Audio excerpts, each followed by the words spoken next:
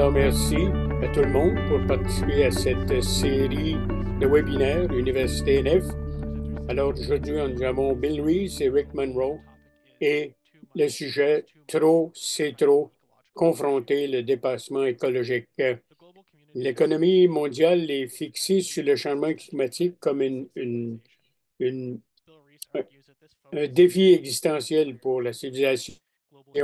Alors, il y a une chose qu'on manque, c'est que le réchauffement planétaire n'est seulement qu'un symptôme, mais il y a un dépensant. Alors, le dépassement est inévitable, il y a trop de croissance. Les solutions acceptables politiquement au réchauffement planétaire ne vont pas réparer le climat. Alors, qu'est-ce que les communautés peuvent faire pour augmenter l'autosuffisance, améliorer la sécurité alimentaire et se préparer? Quelle est la sensibilisation du gouvernement aux effets de ce dépassement? Est-ce que le gouvernement a analysé ces contradictions? Alors aujourd'hui, nous avons Bill Rees, un bioécologiste, un économiste écologique et ancien directeur professeur émérite de l'université à l'Université de la Colombie-Britannique, l'école sur la planification régionale et communautaire. Sa recherche met l'accent sur l'évaluation environnementale. Alors, je lui ai demandé de lire plus rapidement, mais c'est important.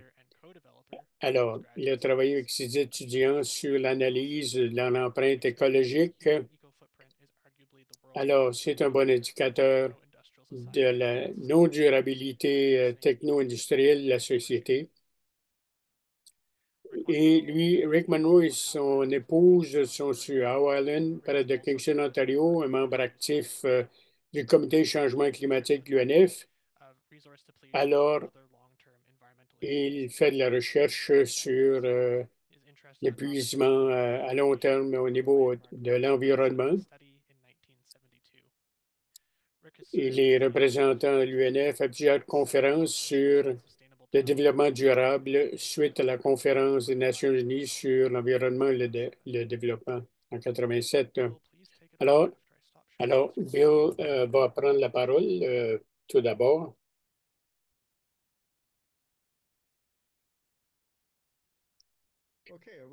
Alors, ça va? Tout le monde peut m'entendre? Oui, on peut t'entendre. Alors, merci pour l'introduction. Et je veux remercier l'UNF pour m'avoir invité à vous parler aujourd'hui. Je pense que c'est un sujet très important et je vais y aller directement. C'est quoi le vrai problème? Ce que je veux dire ici, c'est que le chaos climatique est potentiellement catastrophique, mais ce n'est pas la menace existentielle à l'entreprise humaine et au reste de la nature. Il y a un enjeu beaucoup plus grand.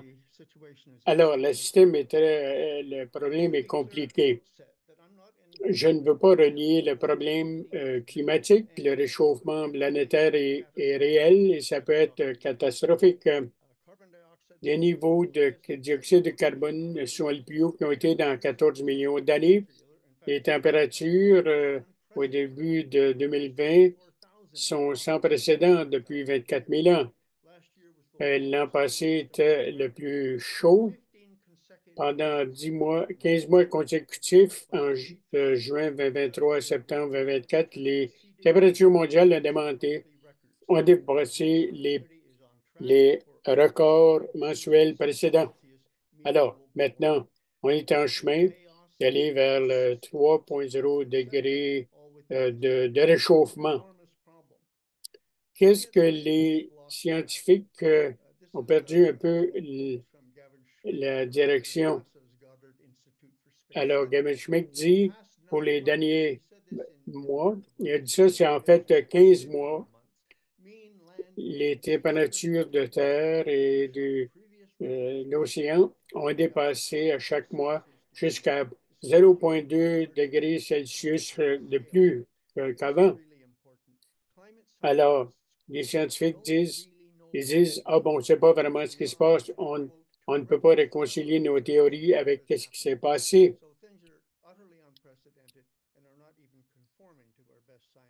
Alors, ça ne correspond pas à nos modèles. Voici ce qui se passe depuis une couple d'années. C'est au-delà des records précédents. Alors, quels sont les impacts sur l'agriculture?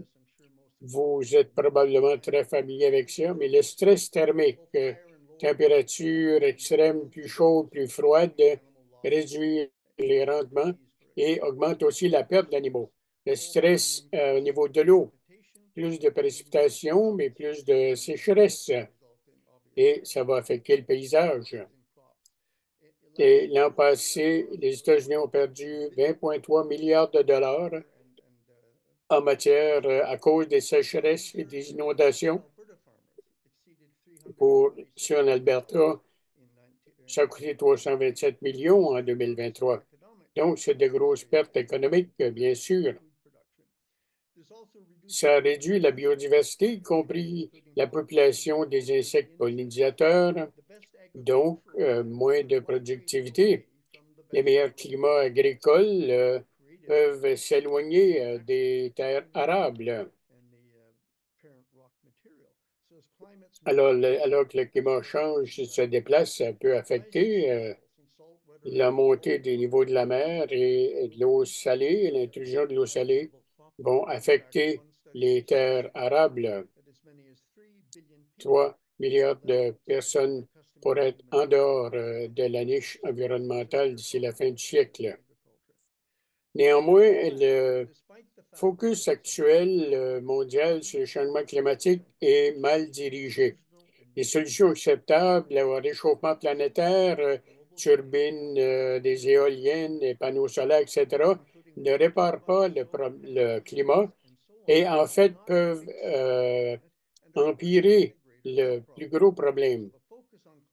Alors, ça peut empirer la situation. Ça devient une distraction au lieu de reconnaître les vrais problèmes.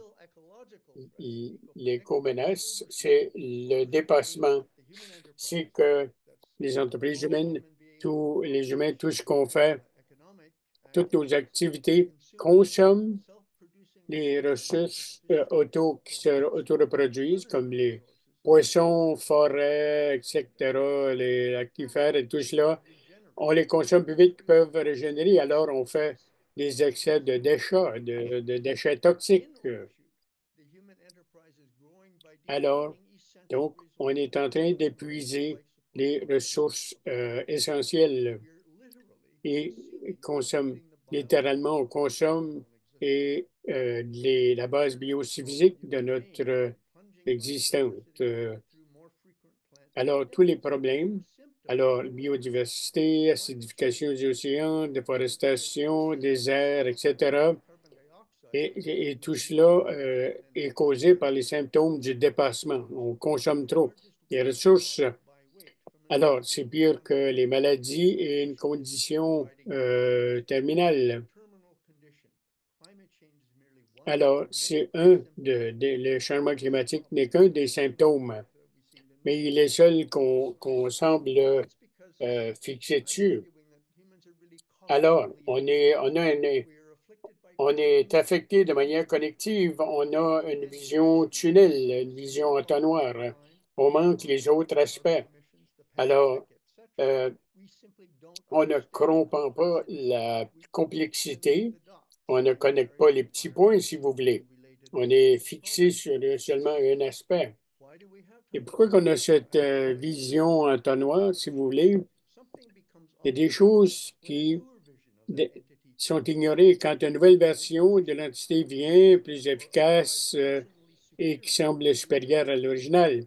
De l'autre côté, quelque chose peut devenir obsolète si l'environnement d'opération, l'entité change tellement que ça peut devenir autodestructeur.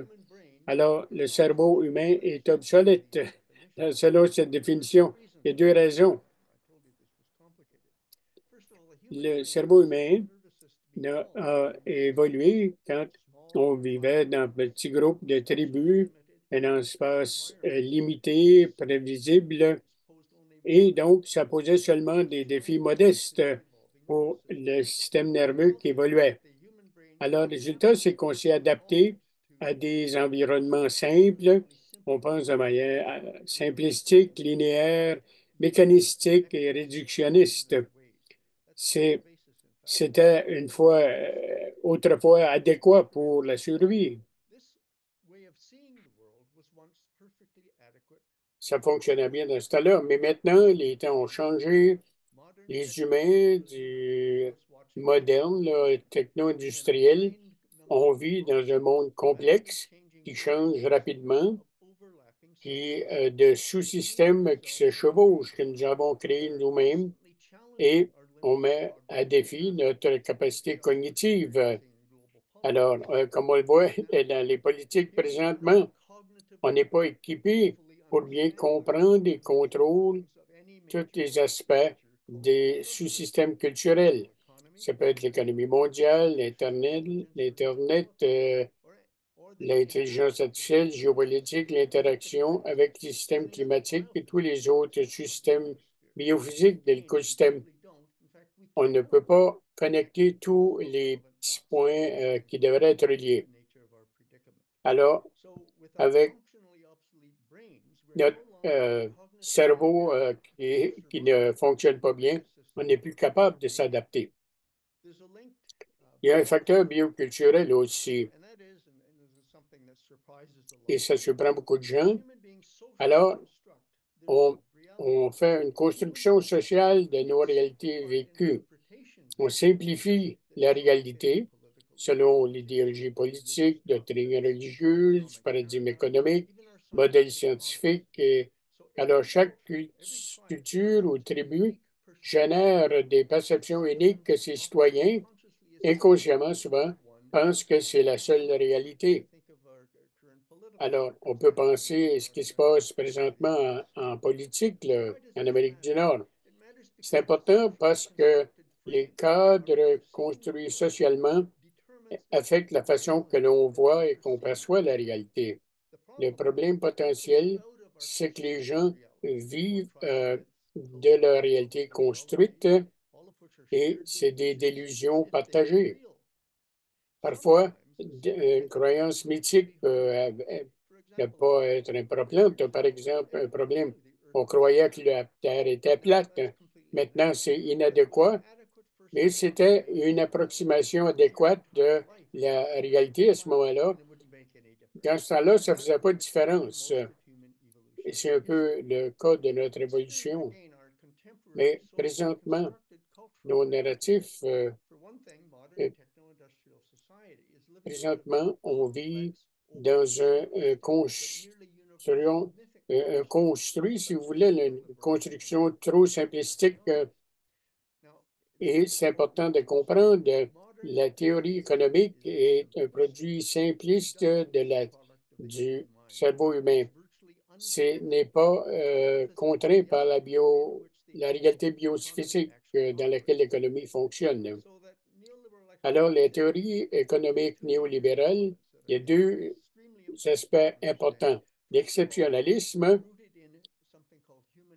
c'est la croyance qu'Homo sapiens ne fait pas partie de la nature et n'est pas donc lié par les lois biophysiques.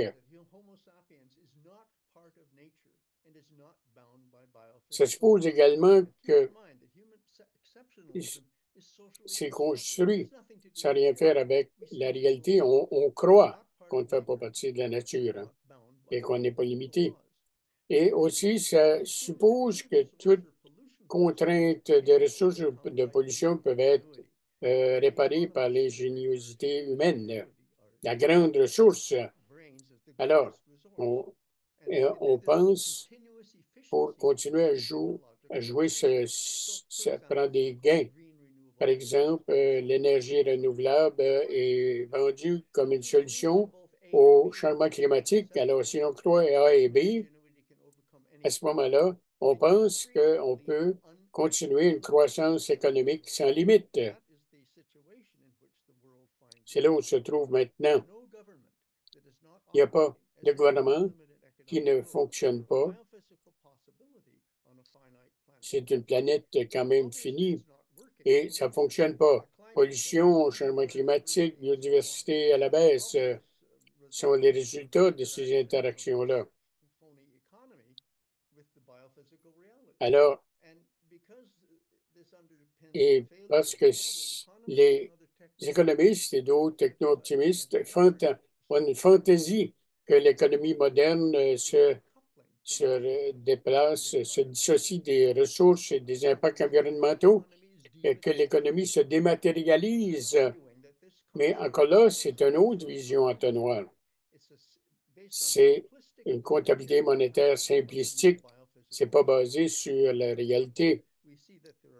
Il y a moins d'émissions par unité de PIB et on pense qu'on peut continuer et qu'elle a pu, à un moment donné, qu'il n'y a pas d'émissions. Alors, donc, là, on, on pense, on continue de penser que la croissance peut continuer. Alors, pour ceux qui ne croient pas que les humains ne font pas partie de la nature, regardez la réalité biophysique. Si vous regardez 10 000 ans passés, les humains représentaient moins de 1% de toute la biomasse des mammifères sur la planète. C'était les animaux sauvages. Et si on va aujourd'hui, on représente 32%, donc beaucoup plus. Le bétail, 45%, et autres animaux d'élevage. Donc, tout ensemble, les animaux domestiques qu'on utilise pour la nourriture représentent 98% de la biomasse mammifère. Et tout cela, ensemble, tous les animaux sauvages, maintenant, ne représentent que 1,5%.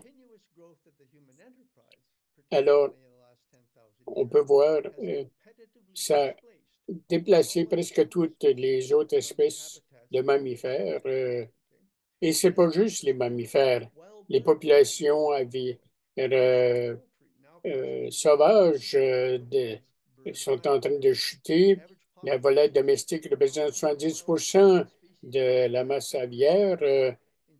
Les vertébrés aussi, de moins de 73%. Et, par exemple, les invertébrés, pollinisateurs. Alors, en bout de ligne, qu'est-ce que ça veut dire? Alors, au contraire de la fantaisie de découplement, Homo sapiens est devenu le plus gros organisme consommant qui a accès à tous les écosystèmes majeurs accessibles sur Terre. On pense qu'on on est une composante malignante. On fait partie du système, mais on agit comme un cancer, comme un parasite. L'empreinte écologique est 70% que la capacité biocapacité, biocapacité mondiale et limite. Alors, donc, l'humanité est dans un dépassement majeur. C'est ce qu'on veut dire quand on est en dépassement. Alors, si on regarde de plus près cette réalité matérielle, au contraire de notre fantaisie, alors c'est nous autres qui façonnons la Terre. On déplace 24 fois plus de matériel sur la surface de la planète que les rivières déplacent du sédiment vers les océans. De 2020, les artefacts de fabrication humaine ont dépassé le poids de ce qui vivait sur Terre. Alors, c'est beaucoup, hein, pour dire quand on croit qu'on ne fait pas partie du système. Voici de quoi ça a l'air.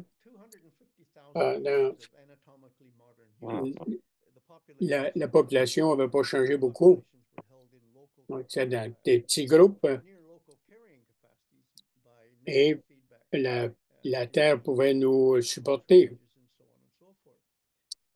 L'agriculture nous a donné un peu d'aide à partir de 10 000 ans passés, mais l'utilisation des combustibles fossiles depuis 1800, la population a augmenté de 8 fois. Alors, c'est sûr, la planète n'est pas devenue plus grande. Alors, c'est ça, il y a des interventions de le converser là. Alors, Alors, si on pense à 8 à 10 générations, c'est énorme. C'est une période anormale et c'est alimenté par les combustibles fossiles.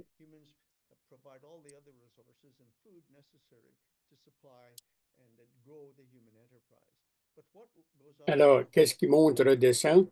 Voici une des conséquences au niveau du climat.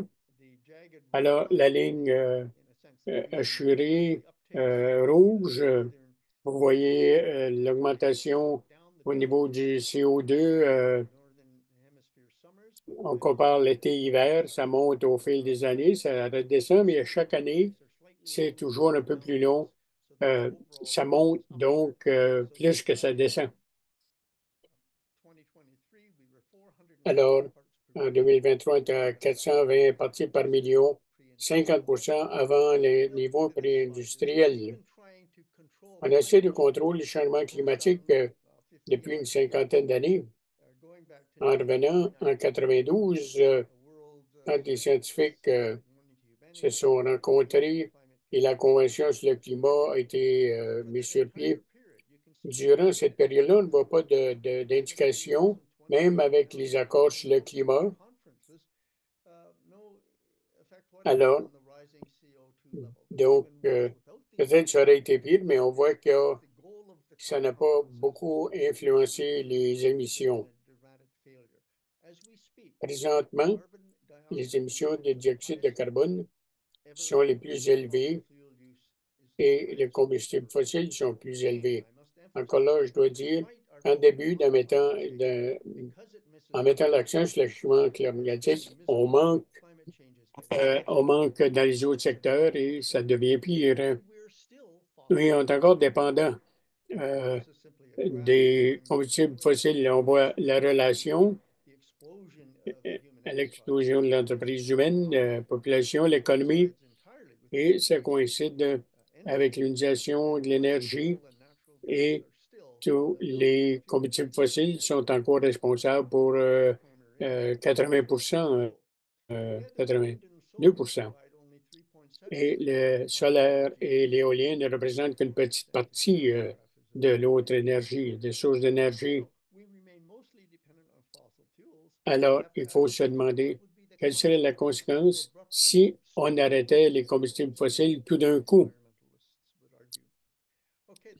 Il y a un autre problème cognitif qui était adaptatif, mais qui est obsolète maintenant. Les humains ont un talent pour ignorer des preuves inconvénientes. Durant le développement individuel, des expériences sensorielles et des idées répétées affectent les synapses dans le cerveau, les façons de penser. Et alors, ça nous prend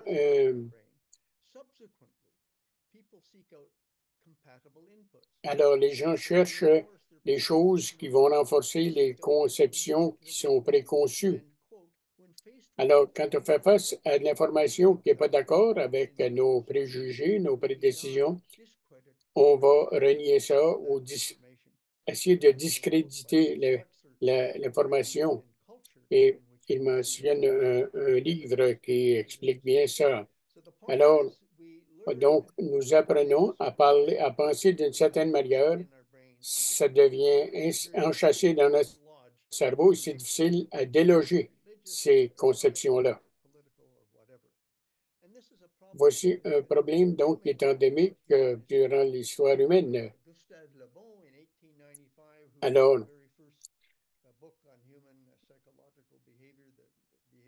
il mentionne un, un auteur, Le Bon, là, en 1895, qui disait c'est pas la vérité, mais l'erreur qui a toujours été le facteur important dans l'évolution des nations. On est devenu comme des cerveaux faits de bois. Ça joue un grand rôle dans les gouvernements. C'est d'évaluer la situation selon des notions préconçues, idéologies, tout en ignorant les signes contraires. Alors, c'est un peu comme la pensée magique, c'est qu'on pense selon le choix. On ne peut pas être affecté par les faits.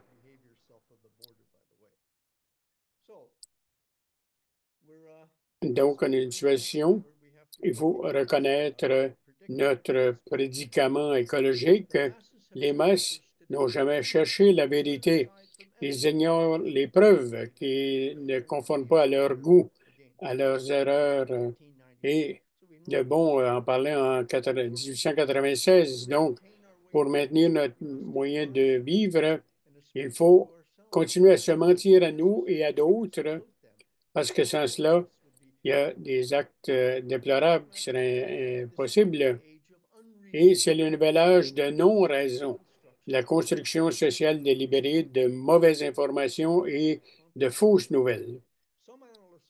Alors, en mettant l'accent sur le changement climatique, c'est une construction un peu pour coopter le mouvement environnemental pour ignorer les autres problèmes. On n'entend pas parler de ça souvent. Alors, ça éloigne l'attention. Alors, l'exceptionnisme humain, la croissance perpétuelle et le dépassement écologique. Et les preuves sont là. Toutes les solutions acceptables politiquement au réchauffement planétaire, alors c'est basé sur des objectifs du capitalisme basés sur la croyance. Les solutions, tous les investissements intensifs au niveau des capitaux, éoliennes, solaires, véhicules électroniques, géogénériques, ce sont des réparations technologiques qui maintiennent le statu quo et qui apparemment produisent des profits et des emplois. Donc, la politique de désastre est donc un peu conçue pour servir l'économie capitaliste. Alors, il y a un dessin ici, David Horsey. J'ai remplacé la légende, ça décrit bien de qu'est-ce qui va se électrifier le Titanic. Il dit, c'est vrai comme si on met l'électricité sur le Titanic, mais on remplace le charbon avec des moteurs électriques sur le Titanic, mais on s'en va quand même vers le même iceberg. Et encore là, à cause du dépassement écologique. Donc, le choix devant nous, le dépassement est une condition fatale. Si on continue, l'entreprise humaine va se contracter.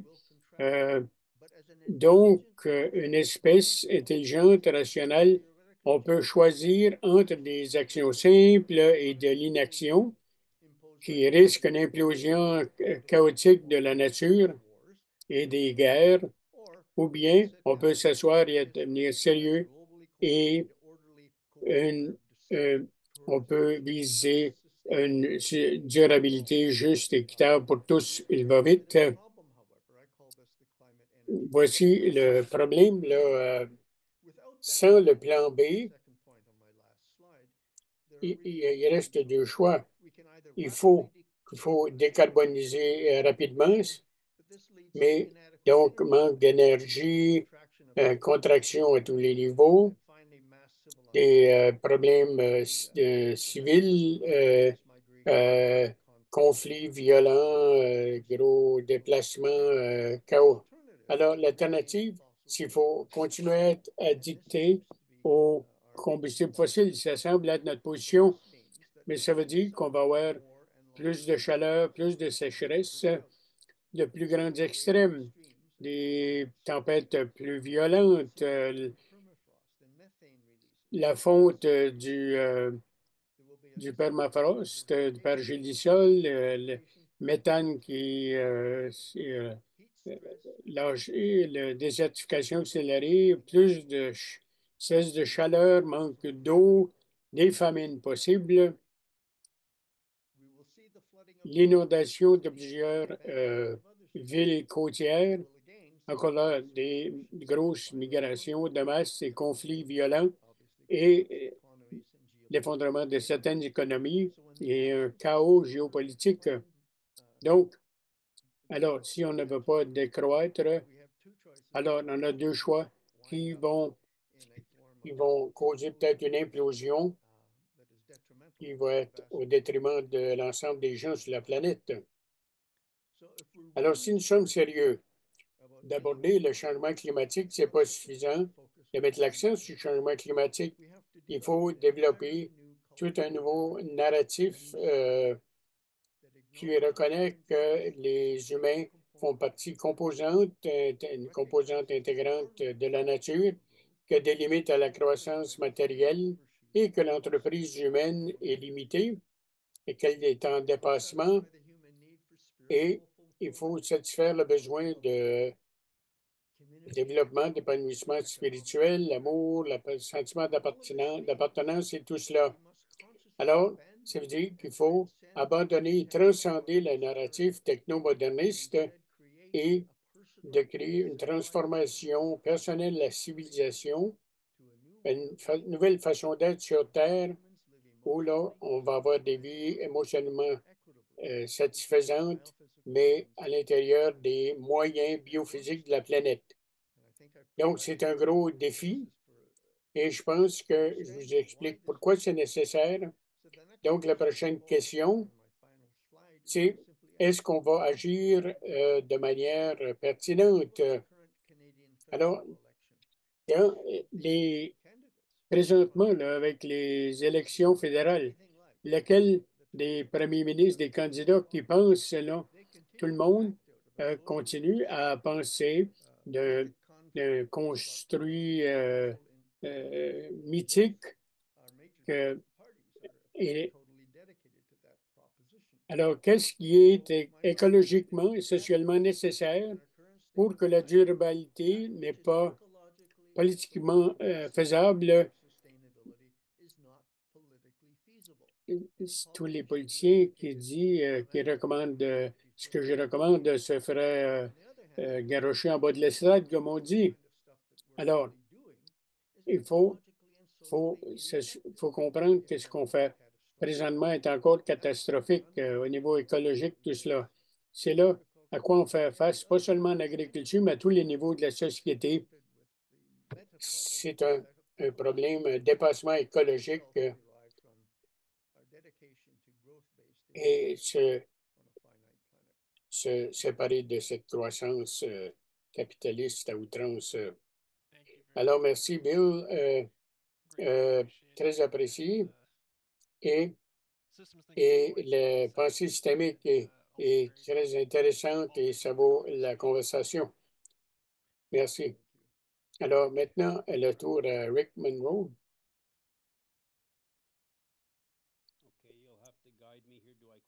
Est-ce que je clique sur le bouton partage présentement? Oui.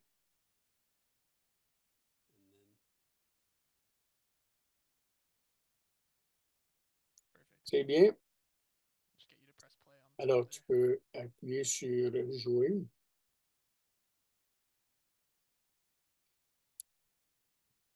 C'est bien. Alors, vas-y, pas trop vite pour la traduction. Je vais faire de mon mieux. Alors, merci, Bill, pour ta présentation. La deuxième, c'est couvrir deux aspects, plus de contexte et d'autres études concernant les limites et la grosse question avec tous les avertissements. Qu'est-ce que les gouvernements, surtout le nôtre, qu'est-ce qu'ils font à propos de tout cela? Et c'est là que je veux surtout mettre l'accent. Bon, plus de contexte. Voici deux études. Vous voyez en 72, l'équipe de MIT pour le Club de Rome. Mais à gauche, vous voyez les défis pour l'avenir de l'homme par Harrison Brown, qui est peu connu. En 1954, je ne serais pas au courant, mais j'avais vu une citation ailleurs qui disait Harrison Brown avait vu ça longtemps passé. Et ça m'est resté à l'esprit. Alors, j'ai ramassé ça pour 2 piastres et il y a beaucoup de bonnes introspections dedans. Des aperçus et perspectives. n'a pas besoin d'essayer de lire cela, là. Mais je veux juste souligner, il dit que les ressources naturelles sont la base de toute civilisation. On comprend bien ça. Il faut s'en occuper. Mais on semble oublier cela. Et depuis les derniers 70 ans, il semble qu'on oublie. Et aussi, c'est intéressant, il dit, il appelle ça la civilisation de la machine, qui est encore primitive en 54. Ça dépend sur beaucoup de ressources de haute qualité et plusieurs qui sont limitées, combustibles fossiles, etc. Alors, toutes les cultures comme nôtre, hein, ça va se passer une fois durant la vie de l'espèce humaine.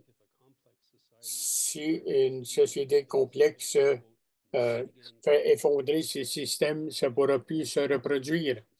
Alors, on a seulement une chance de bien faire les choses. Et aussi, Hubbard, il était scientifique chez Shell Oil. Et c'est lui qui parlait du pic du pétroleum. C'est pas juste une, une ressource, c'est une ressource maîtresse parce qu'elle alimente presque tout. Et comme l'autre avait dit auparavant, le boom du pétrole va seulement se produire une fois aussi. Alors, voici une représentation de ce qui s'est passé. Ça, c'est le pétrole qui vient de la mer du Nord. Le bleu de Colombie-Grande-Bretagne, le rouge de Norvège. Et vous remarquez, ça entre 80 et 2010. Alors, 30 ans, c'est tout ce que ça a pris pour vraiment atteindre et dépasser la pointe, le pic au niveau du pétrole. Et, et tout ce qui est à gauche, c'est quand on remontait la pente, mais après ça, vous voyez seulement des montées au niveau d'autres formes d'extraction. N'oubliez pas celle-ci, ce qu'il y a du côté droit, là, quand on va voir les autres diapos. Pas besoin d'essayer de voyez juste les tendances. Ça, c'est les taux d'extraction pour plusieurs minéraux essentiels. Alors, vous voyez, de 1901 à 2023, vous voyez euh, les années 50, c'est au milieu, mais vous voyez les volumes d'extraction continuent à monter.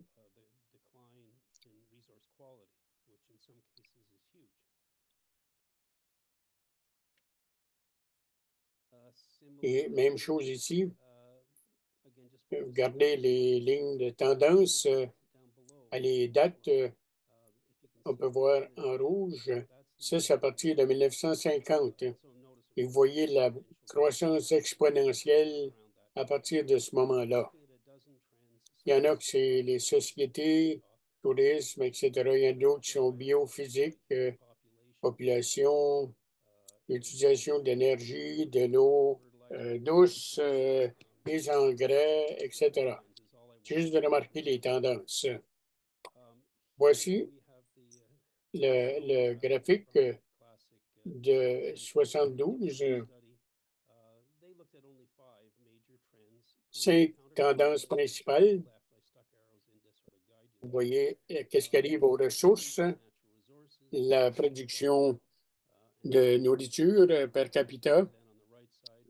Alors, vous voyez la tendance avec la population et la pollution. Vous voyez, ils ont sous-estimé. Le point clé est ceci.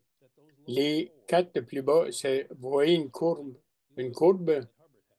où l'élimination des ressources, ça va seulement dans un sens. On voit de haut à gauche en descendant vers le bas.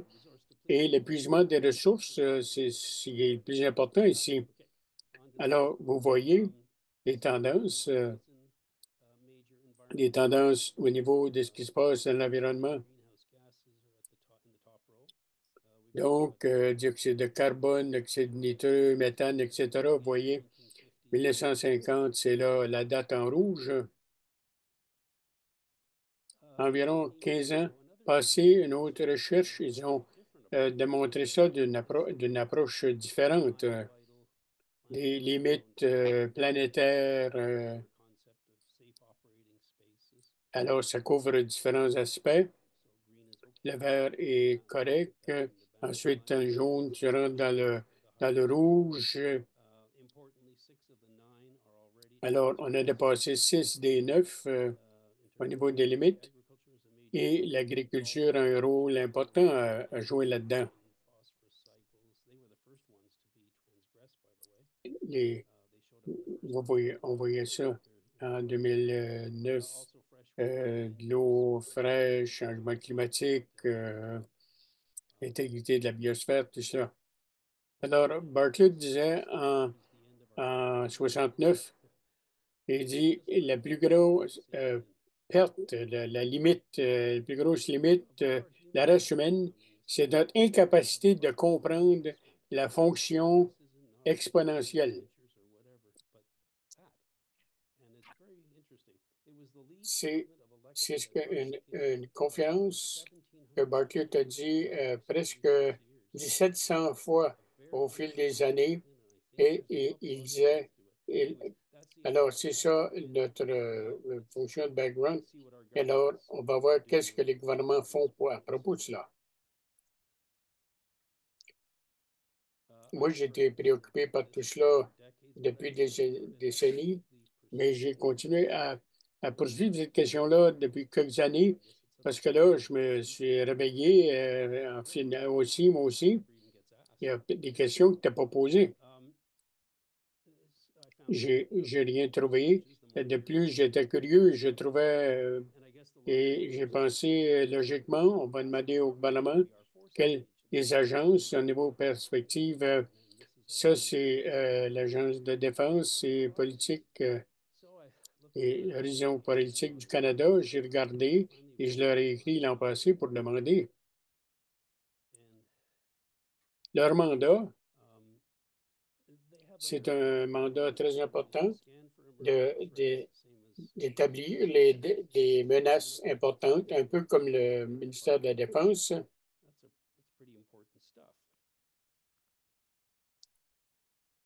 Sensibilisation, donc, à la littérature scientifique, c'est ce que j'espérais trouver là, les limites biosophiques, les limites planétaires, l'épuisement des ressources et aussi les avertissements récents lorsqu'on dépasse les limites. Si les gens s'informent, est-ce qu'ils ont de quoi offrir? Mais j'ai vu que ça semblait c'était mieux de passer à d'autres ministères du gouvernement parce qu'il n'y avait pas beaucoup ici. Et je posais la question très spécifique, est-ce que vous êtes au courant de toute étude du gouvernement canadien qui a examiné les contradictions apparentes entre les buts des objectifs pérennes, par exemple, croissance économique constante comparée aux limites biophysiques, environnement et ressources.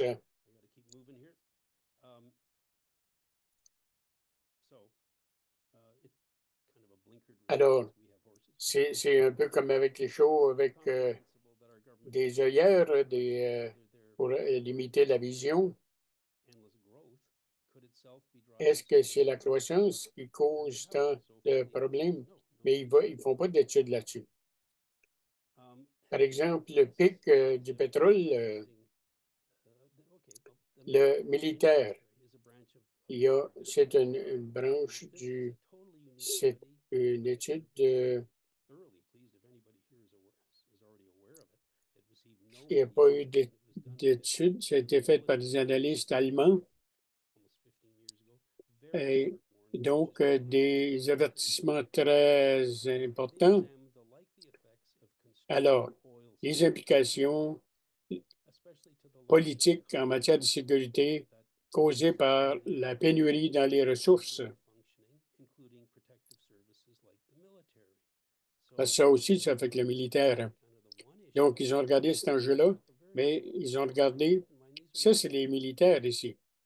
Donc, l'avertissement de Bundeswehr, c'est que c'est une centaine de pages, là.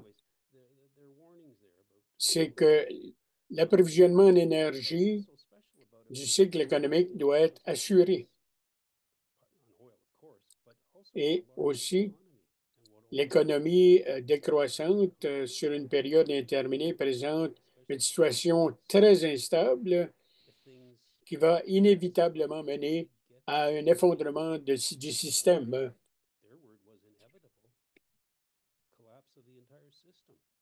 Alors, ça m'a fait penser.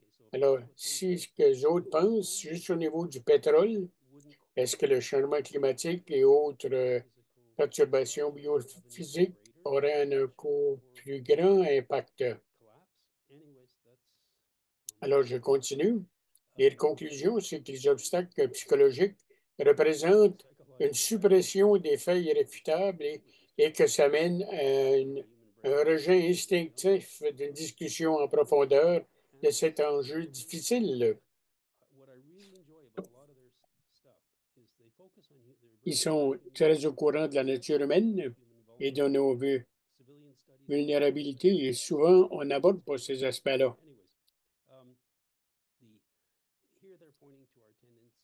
Alors, on semble éviter les faits inconvénients. Alors, comme Bill a mentionné, vous voyez, c'est ça, les gens vont voir le film sur une vie réassurante au lieu d'aller voir celui sur la vérité inconvéniente. Et au niveau des politiques, et si c'est, mettons que c'est un endroit pour aller voter, là, et l'implication devait être assez évidente, là.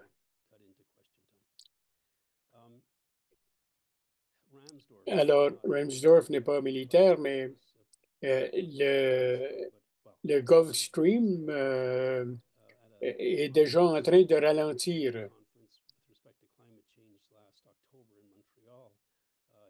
Il a fait une présentation de 10 minutes à l'auditoire, là, et c'était merveilleux. Et qui disait que qu'est-ce qui se passe présentement avec le courant qui remonte et qui va réchauffer l'Europe, là, et ça devrait être une grosse préoccupation là-bas, surtout au niveau de l'agriculture européenne. Presque fini. Qu'est-ce qui se passe au Royaume-Uni?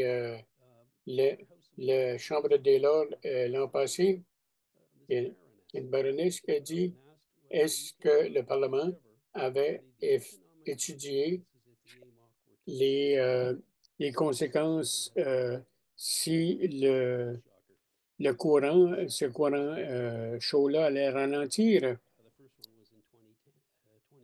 Alors, il faut se secouer la tête du fait que ça n'a pas été. Mais le gouvernement là-bas, au Royaume-Uni,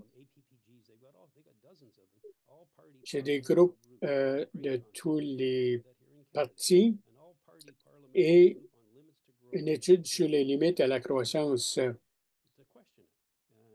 a commencé par les Verts, mais ils ont perdu, mais au moins ils ont essayé.